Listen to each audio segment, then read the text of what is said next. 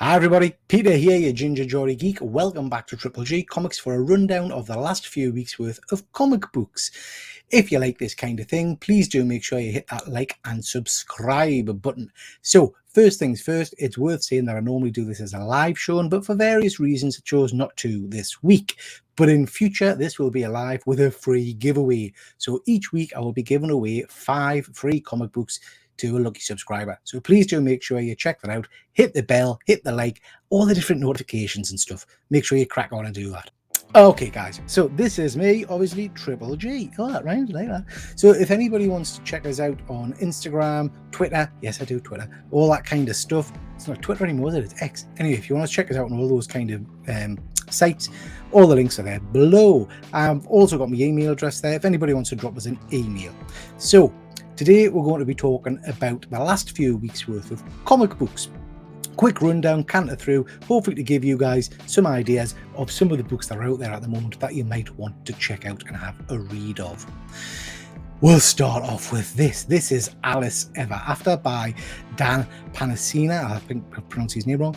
This is a book that a lot of people tell me is fantastic. I know the guys over on the Killer Comic Show. Please do go check out their show on a Thursday night at 9 p.m. UK time. They tell me that this is fantastic. I know they're a big fan. Now, I may be struggling because I haven't read series 1 of this and I haven't read the first issue. I just picked this up recently to have a bit of a quick read through. It was interesting. It was a kind of a version of Alice in Wonderland, I guess you'd say. The artwork is very clean and very crisp. The storyline basically picks up where Alice has become the Queen of Hearts, I guess. And there's a lot of courtroom scenes where she's kind of deciding people's fate, and in particular the Cheshire Cat, who she's, I believe, kind of kicked out of Wonderland in the last season. Then you get these jumps to and from with kind of the real world, and that's where I get a bit lost off. I'm not quite sure what the crack is here. Something to do with a dentist, I don't know. But yeah, overall, what are my thoughts? Will I pick up the rest of the issues or read the rest of the series? If I'm honest, probably not, unless the covers really jump out at us. I'm just not sure it's my cup of tea. I am hearing fantastic things about it though, so what I would say is I'm probably just not an Alice in Wonderland massive fan. So please do give this one a try and let us know what you think in the comments. Let us know if this is the kind of book that floats your boat. Sadly for me, it just wasn't what I was after. World Tree. Now, this has been an interesting one. This is by good old James Tynion. We're on to issue 5 now, which kind of concludes the first arc of the series.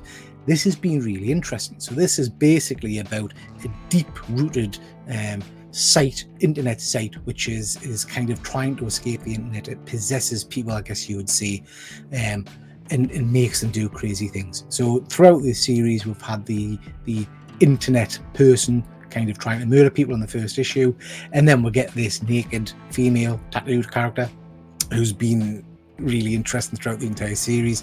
Turns out she's the sister of one of the main good guys.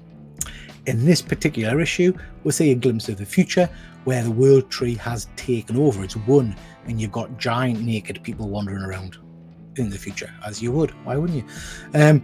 We then cut back to the past, and we'll see that the World Tree has managed to break out of the internet and infect people worldwide.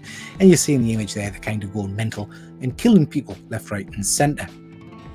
It accumulates in a bit of a battle between the World Tree sister thing and our brother, who, like I said, is a good guy, who manages in the end to switch off the entire internet. So all the internet is disconnected, cutting the World Tree off, as you would.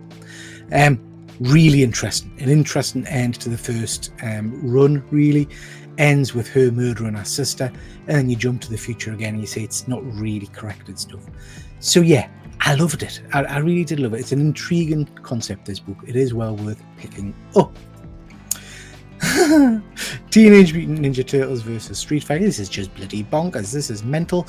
I'm a big Turtle fan, not so much Street Fighter. I am aware of Street Fighter. I played the games and stuff, but I wouldn't say I'm a huge fan. But this is just colourful, kiddie-like fun, basically is how I'd describe it.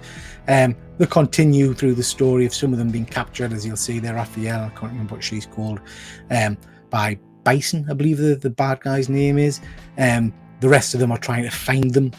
In the end, turns out they've reanimated or brought back Shredder. This is just easy brain switch off fun. It's an alright book. It's not going to set the world alight, but it's an easy read. Well, now this was interesting. This is the Cult of Carnage Misery miniseries. In this, Liz Allen has basically got her own symbiote now. Everybody has. I think they give them away free in conflict packs and things. I've been negative about this series up till now. It's not floated my boat necessarily. But this issue was quite hard-hitting. So in this issue, you get the kind of the symbiote trying to... I never know how to say it. Is it symbiote? I don't know. Anyway, you get it kind of talking to her and reliving our past. And that's done very well with excerpts from various comics over the years, and it's got kind of the references so you can go back and check. Basically, the whole point is to demonstrate that she's been in an abusive relationship and that she's not been treated well, hence her being able to take the mantle of Misery. But what I would say is that kind of retelling and reframing of the relationship between her and Harry was really quite interesting. I did enjoy that. You get the bollocks at the end of this bloke who's now got multiple symbiotes attached to him, as you can see in that image there. All the different little heads. Yeah, cack. I will finish this mini-series, but I'm not interested in seeing the future of the character at all, I have to be honest. Now, I am enjoying this. So this is Wolverine. This is Weapons of Vengeance Part 3. It's the crossover between Wolverine and Ghost Rider.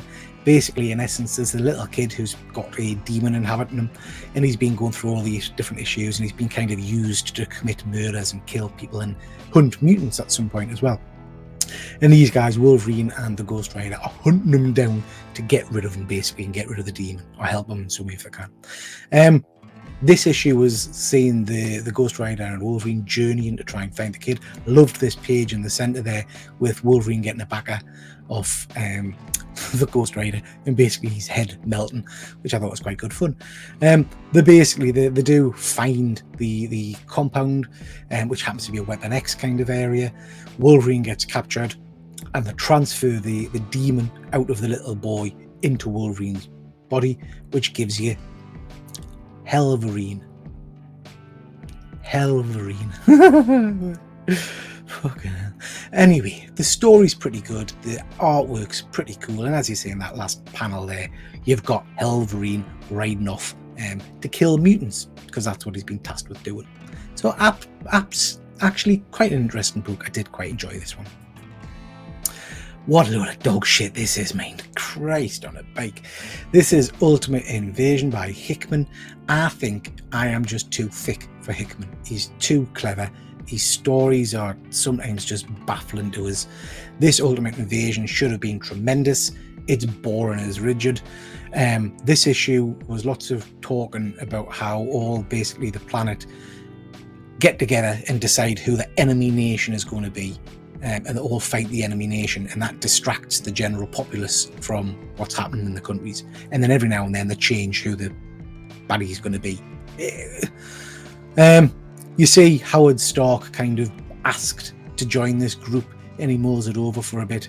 It ends with him talking to his son Tony, and him saying basically he doesn't know if he can do it, he's going to have to try and stop them. You then cut to the future and you see this version of Kang, which, I mean, crikey, it's pretty much telegraphed that this is going to be Tony Stark. I would be surprised if it isn't Tony from the future.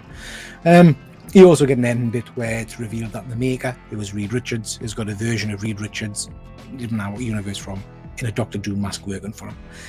This is no good crossover book. This is not floating my boat at all, which is a real disappointment because I should be enjoying this, but yeah, not the best. Now I am enjoying this. This is Incredible Hulk number 3. This is just superb. I'm loving this. This is picked up after that atrocious Spaceship Hulk arc. You're back to monsters, Hulk squashing and killing things, and all that kind of fun stuff. I love the relationship between Hulk and his young companion now, who basically tells the Hulk that she hates Bruce Banner, he's a prat, and asks if she can kind of tag along and the Hulk in the end agrees. Artwork is stellar, the action's great, it's a real good take on the Hulk. I'm enjoying it a lot. Death of Venomverse. This is the Carnage symbiote. So it's not got Cletus Cassidy in him. It's just literally the symbiote traveling the multiverse, killing all versions of Venom, or bumping off as many as it can. Been quite negative about issue 1 and 2, I have to say. Didn't necessarily enjoy them. This issue was more fun. I enjoyed the battles, enjoyed the fights. You've got a Venom version of Man-Thing. You've got obviously the Asgardia there at the end. So yeah, it was a little bit more fun. I'm starting to warm to it. I will pick up the next issue because it's starting to get quite exciting. Well, Marvel, what are you doing to us? This is Miss Marvel, the New Mutant. I was very negative about the death of Miss Marvel and the way that was handled in Marvel Comics. I would still say that it was utter cack. They've basically rebranded her as a mutant, probably because of the new X-Men movie coming out and all the rest of it. And then they've relaunched her, literally 3.5 hours since she was killed. They've relaunched her in a new book in which her purpose is to go undercover to fight the anti-mutant organization AUKUS, I think it's called. This is written by the young lady who plays Miss Marvel on the TV show. Or joint written, sorry, I should say. Now, I wanted to hate this because I didn't enjoy what they've done with Miss Marvel in terms of killing her off. I've never really read many Miss Marvel comics other than watching the TV show. So I came into this wanting to be negative, and I absolutely loved it. It's just fun. It's got great artwork. I love the new costume design. I love the dialogue. I love the interaction with her family. It was a proper old school fun comic book.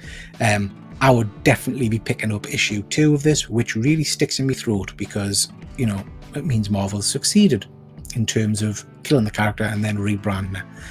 But I suppose that's good. That's the way things go, isn't it? So yeah, really enjoyed this book. Recommend you picking it up. It is a good, fun read. Oh my light, Jesus Christ, what a heap of shit this entire miniseries has been. From my point of view, you might have loved it, I don't know.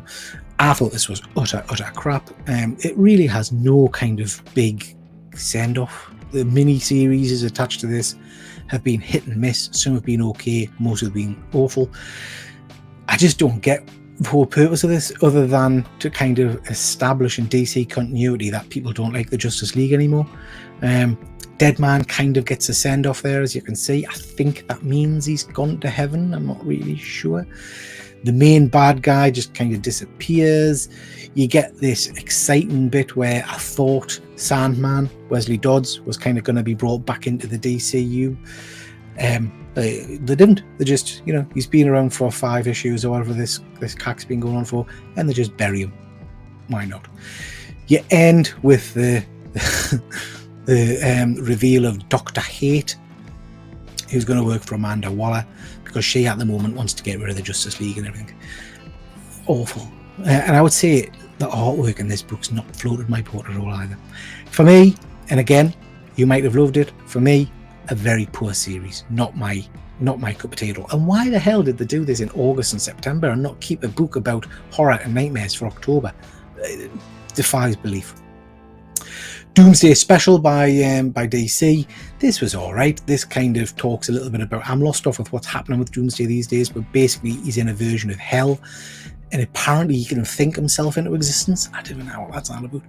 Anyway, he's trying to escape hell. Supergirl and who else is it? Martian Manhunter go into the kind of the nether realms, as it were, have a bit of a fight with him, and he's stuck there. Very inconsequential book. Some alright artwork, if you like that kind of thing. Best thing for me in this was the reintroduction of Bloodwind, because I remember him from back in the day. So that was a kind of an add-on to the story. That was quite cool. So yeah, interesting. I'm totally lost off with Doomsday these days, so I didn't really understand how he can think himself into existence and where he is and all the rest of it. Yeah. I love this. This is Local Man by Image. This is kind of a follow-on to the miniseries. This is kind of a bit of a tongue-in-cheek Mickey take of the Image comics of days gone by. In this one, they kind of do a bit of a send on multi-crossover events, particularly the Marvel vs. DC event. You get some characters from Image's past kind of appearing in current continuity. Local man meets himself from a number of years ago. There's some good action, some great humour. There's a tremendous splash page of kind of the big event book.